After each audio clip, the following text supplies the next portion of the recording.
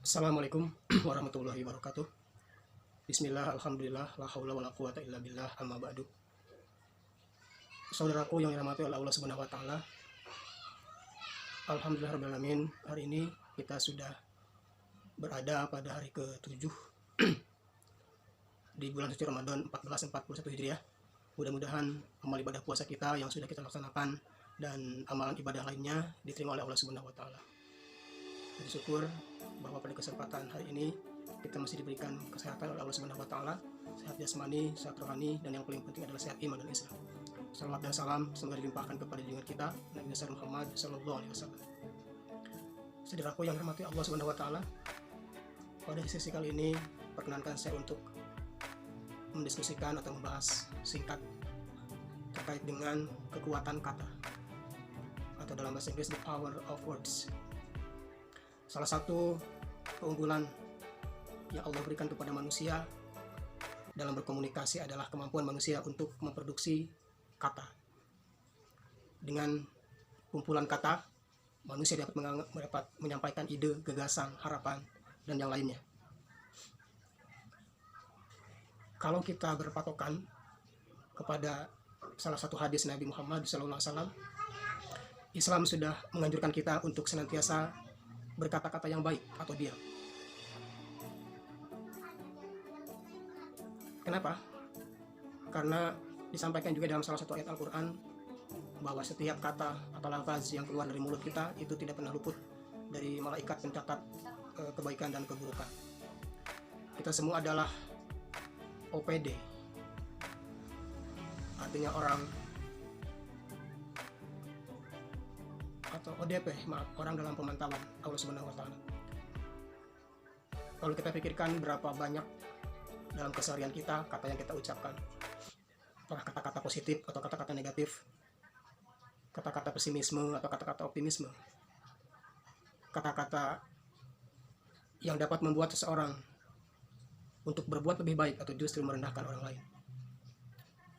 Hadirin yang dirahmati Allah Subhanahu wa taala,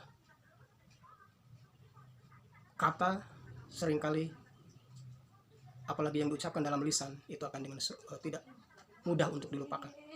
Kata yang keluar dari mulut tidak bisa diedit, tidak bisa dihapus. Kata yang keluar dari lisan akan senantiasa berada dalam benak pikiran seseorang. Oleh karena itulah dikatakan bahwa lisan atau kata yang keluar dari mulut itu lebih tajam daripada pedang. Kulit yang tergores oleh pedang bisa luka dalam sehari atau 2 hari. Tetapi kata yang menyakitkan, kata-kata yang merendahkan, kata-kata yang menyudutkan, kata-kata kebencian atau hate speech, itu seringkali sulit untuk dihapuskan. Oleh karena itu maka sudah menjadi kewajiban kita selaku umat Islam bahwa selamatnya Muslim itu berada di dalam lisannya.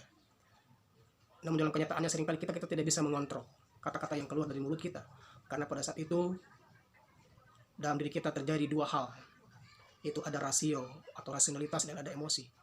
Rasio berkaitan dengan akal pikiran dan emosi berkaitan dengan perasaan. Pertanyaannya adalah, mana yang paling dominan dalam diri kita masing-masing? Rasionalkah atau emosional?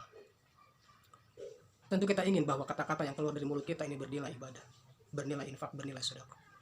Oleh karena itu kata Rasul dikatakan bahwa kata-kata yang baik adalah sedekah. Jadi tidak hanya berinfak materi, tidak hanya berinfak uang dan lain sebagainya, tapi kata-kata yang baik juga adalah sedekah. Kalau kita perhatikan di media sosial, di Facebook misalnya, banyak sekali status-status atau postingan-postingan yang sebetulnya itu juga adalah kumpulan kata-kata. Tidak jarang yang menyebarkan kebencian, menyebarkan hoax, men-share berita atau informasi yang belum tentu kebenarannya dan lain sebagainya.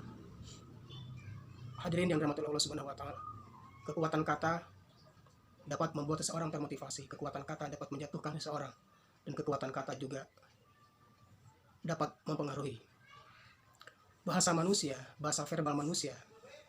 Bahasa itu bisa dimanipulasi, kata-kata itu bisa juga dikamuflase, tergantung dari si penuturnya. Nah, kalau kita berpikir hingga saat ini, keadaan kita saat ini banyak ditentukan oleh kata-kata. Kalau kata-kata positif yang keluar dari mulut kita, maka hasilnya pun akan positif. Tapi ketika banyak kata-kata negatif yang keluar dari mulut kita, maka hal-hal negatif pun dengan sendirinya. Dan saya termasuk orang yang mempercayai bahwa betapa pentingnya berkata yang positif, betapa pentingnya berpikir positif, positive thinking, bertutur yang baik. Walaupun sekali lagi tentu sebagai manusia bahwa kita tidak pernah luput dari salah dan dosa. Hadirin dari Allah Subhanahu wa taala, marilah kita manfaatkan, kita diberikan 2 telinga dan 1 mulut atau 1 lisan, yang bermakna bahwa kita harus banyak menyimak, banyak mendengar dalam hidup ini.